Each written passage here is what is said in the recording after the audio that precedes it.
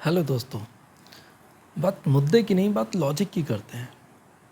11 अप्रैल दिन रविवार, माननीय अमित शाह जी ने 6 पॉलिटिकल पब्लिक इवेंट किए वेस्ट बंगाल में।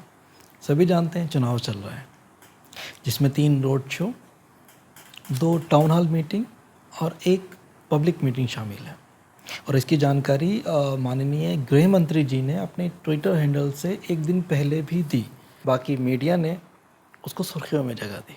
आप चाहें तो ट्विटर हैंडल या न्यूज़पेपर चेक कर सकते हैं। रोड शो में हज़ारों बीजेपी समर्थक हाथों में झंडा लेकर बिना मास्क, बिना किसी सोशल डिस्टेंसिंग के नज़र आए। और ख़ुद अमित शाह और ख़ुद गृह मंत्री अमित शाह जी बिना मास्क और बिना सोशल डिस्टेंसिंग के लोगों के बीच नज़र आए। वहीं दूसरी तरफ 11 अप्रैल को हमारे माननीय प्रधानमंत्री श्री नरेंद्र मोदी जी ने कोरोना से जंग का ऐलान करते हुए टीका उत्सव मनाया। कुछ याद आया? साल 2020, यही कोई मार्च अप्रैल का महीना कभी आया अचानक से और बोल दिया कि कल से लॉकडाउन होगा, कभी ताली थाली और कभी मोमबत्ती। खैर छोड़िए इन बातों को, मैं तो सिर्फ इतना बताना चाहता हूँ कि आज रविवार 11 अप्रैल को प्रधानमंत्री नरेंद्र मोदी जी ने टीका उत्सव मनाकर कोरोना को काबू में करने की बात कही। लोगों से अपील की कि वो मास्क लगाएं और कोरोना से बचाव के सभी उपाय को बखूबी निभाएं। हालांकि उन्होंने अपनी स्पीच में और अपने लेटर में पर्सनल हाइजीन के साथ साथ सोशल हाइजीन शब्द का इस्तेमाल किया, ना कि सोशल डिस्टेंसिंग का इस्तेमाल किया।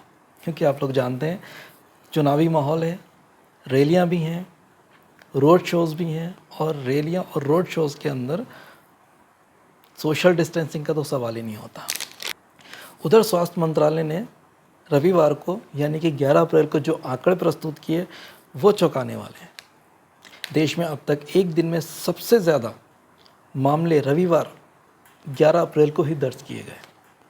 अब तक एक दिन में सबसे ज़्यादा मामले 1,53,000 लगभग, जो कि रविवार को दर्ज किए गए, जिसमें 839 मौतें भी शामिल हैं।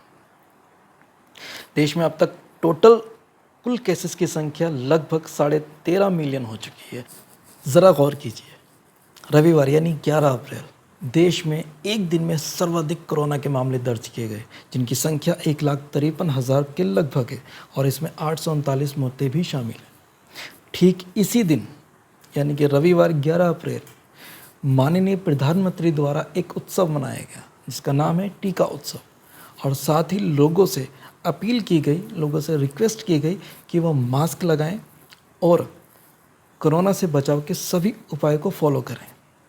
ये कोई जुमला नहीं था, ये कोई वादा नहीं था, ये कोई पॉलिटिकल या कोई इलेक्शन भाषण नहीं था, बल्कि ये ऑफिशियल स्टेटमेंट था प्रधानमंत्री का, जिसका एक लेटर, जो एक लेटर है विद सिग्नेचर, वो मैं आपको दिखाऊंगा अभी। वो देखिएगा, आप वो क्लिप में देखिएगा।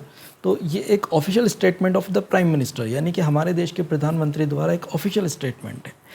और ठीक इसी दिन यानी कि 11 अप्रैल रविवार को माननीय गृह मंत्री जी ने 6 पब्लिक इवेंट किए, 6 पॉलिटिकल पब्लिक इवेंट, जिसमें 3 road show, 2 town hall meeting और 1 पब्लिक मीटिंग शामिल है।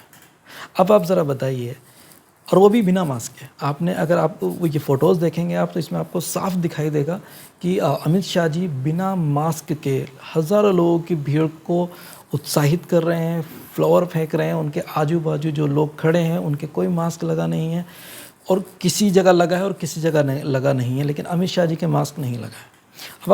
अब आपसे मैं पूछता हूँ कि जब एक प्रधानमंत्री का ऑफिशियल स्टेटमेंट को एक गृह मंत्री नहीं मान रहा है, तो फिर प्रधानमंत्री जी या देश की सरकार लोगों से क्यों उम्मीद रखती है, लोगों पर क्यों थोपती है ये सारी चीज़ें?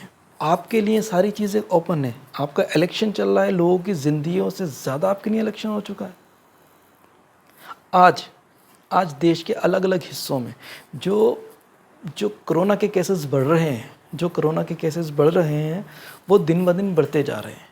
उन पर कोई काबू नहीं, कोई लगाम नहीं। अब एक वो बताइए, महाराष्ट्र के अंदर यह हाल है कि 2 दिन का लॉकडाउन हो चुका है। देश के अलग अलग हिस्सों में, अलग अलग राज्यों में नाइट कर्फ्यू लगा दिया गया है। अब बंगाल से अभी तक कोई मामला उस तरह के मामले जिस तरह की कि महाराष्ट्र में देखने को मिल रहे हैं, बंगाल में अभी नहीं मिल रहे। क्यों? क्योंकि वहाँ पर अभी इलेक्शन चल रहा है। इलेक्शन ख़त्म होने के बाद गृह मंत्री जी या जो भी बीजेपी समर्थक या जो भी बीजेपी पार्टी के जो लोग वहाँ पर जाकर चुनावी रैलियाँ कर रहे हैं, भाषण दे रहे हैं और तमाम तरह के रोड शो कर रहे हैं, ये वापस अपने अपने घरों को आ जाएंगे। उसके बाद वहाँ के जो कोरोना के केसेस हैं क्या नहीं बढ़ेंगे? जब कल चुनाव हो जाने के बाद जीतेगा कौन, हारेगा कौन, मैं इस पे चर्चा नहीं कर रहा हूँ। मैं बात कर रहा हूँ कि उसके बाद यहाँ पर क्या हाल होगा।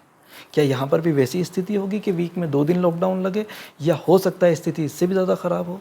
अगर स्थिति इससे भी ज़्यादा ख़राब हुई तो कौन जिम्मेदार होगा इसका? लोगों के रोज़गार जाएंगे। अगर लॉकडाउन लगता है तो जो गरीब लोग जो रोज़मर्रा की ज़िंदगी अपनी गुजारते हैं, सुबह से लेकर शाम तक कुछ काम करते हैं, उससे जो पैसे मिलते हैं उससे उनके घर का चूल्हा चाक चौबंद चलता है, चूल्हा चलता है उनका। अब आप सोचिए कि अगर कोरोना से वहाँ लॉकडाउन की स्थिति पैदा हुई या वहाँ कोरोना के बहुत ज़्यादा केसेस बढ़े और उसके बाद वहाँ कोरोना से लॉकडाउन की स्थिति हुई जिससे लोगों का रोज़गार जो छिनेगा, उसका ज़िम्मेदार कौन होगा? मैंने आपको 3 बातें बताई। रविवार का दिन, एक दिन प्रधानमंत्री जी ने लोगों से अपील की और उसी दिन माननीय गृह मंत्री जी ने उस अपील को नहीं माना, और उसी दिन स्वास्थ्य मंत्रालय ने एक बहुत बड़ा आंकड़ा दिया जो अब तक का कोरोना के मामले में सबसे ज़्यादा था। सोचने वाली बात है। नियम तो सबके लिए बराबर होना चाहिए।